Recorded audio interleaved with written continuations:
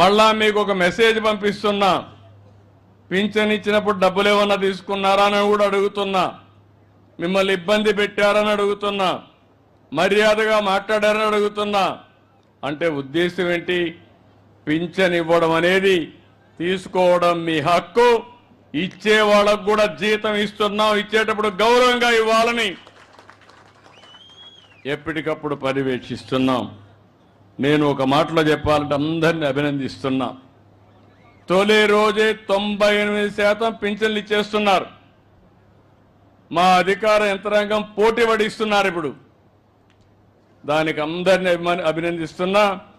శభాష్, మీరు పేదల సేవలో బ్రహ్మాండంగా పనిచేస్తున్నారు. దానికి మనస్ఫూర్తిగా అభినందనలు. మీకు అందరికి కూడా పింఛన్లు వస్తున్నాయని నమ్మకం ఉంటే గట్టిగా చప్పట్లు కూడా చెప్పండి, లేకుంటే అవసరం లేదు. ఇది అధికార యంత్రాంగం గుర్తుపెట్టుకోవాలి. ఈ నమ్మకాన్ని మీరు కాపాడుకోవాలి. అప్పుడే మనందరికీ న్యాయం జరుగుతుంది, మన జీవితాలకు ఒక మీనింగ్ ఉంటుందని చెప్పి కూడా మీకు తెలియజేస్తున్నా.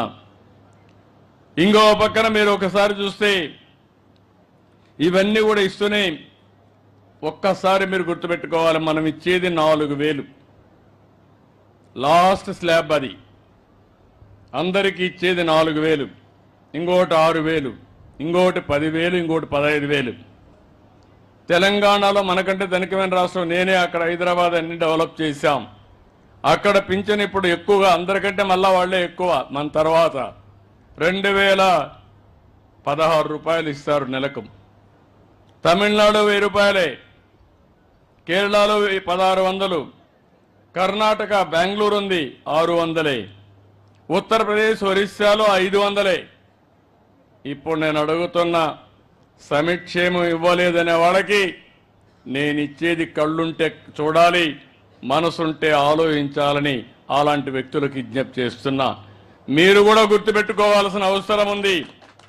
ఎవరైనా వచ్చి ఏమి ఇచ్చాడంటే ఏమి ఇచ్చానో ధైర్యంగా చెప్పి మీరు వాళ్ళని నిలదీస్తే రాబోయే రోజుల్లో ఇంకా మెరుగైన ఫలితాలు మీకు వస్తాయి. అదే నాకు కొండంత బలం అని చెప్పి కూడా నేను మీకు తెలియజేస్తున్నా. అవే మీ ఆశీస్సులు నాకు. ఇంకో పక్కన మీరు ఒక్కసారి ఆలోచించినప్పుడు ఇలాంటివన్నీ కూడా రకరకాలుగా 28 రకాల పింఛన్లు మనం ఇస్తున్నాం. ఈరోజు పింఛన్లే కాదు, నేను ఆ రోజు ఒక మాట చెప్పాను, అన్నా క్యాంటీన్లు మళ్ళా పెడతానని అన్నా క్యాంటీన్లు పెట్టి దగ్గర 200 క్యాంటీన్లో పేదవాళ్లకు భోజనం పెడుతున్నాం. రాబోయే రోజుల్లో చినగంజ మండలంలో కూడా ఒక అన్నా క్యాంటీన్ వస్తుంది. మీరు పోతే అక్కడ భోంచేసి ఇక్కడికి వచ్చే పరిస్థితి వస్తారు. ఏదైనా పనికి పోయినప్పుడు ఇలాంటివన్నీ ఏర్పాట్లు చేస్తాం. ఇదే కాకుండా ఇంకొక పక్కన మీరు చూస్తే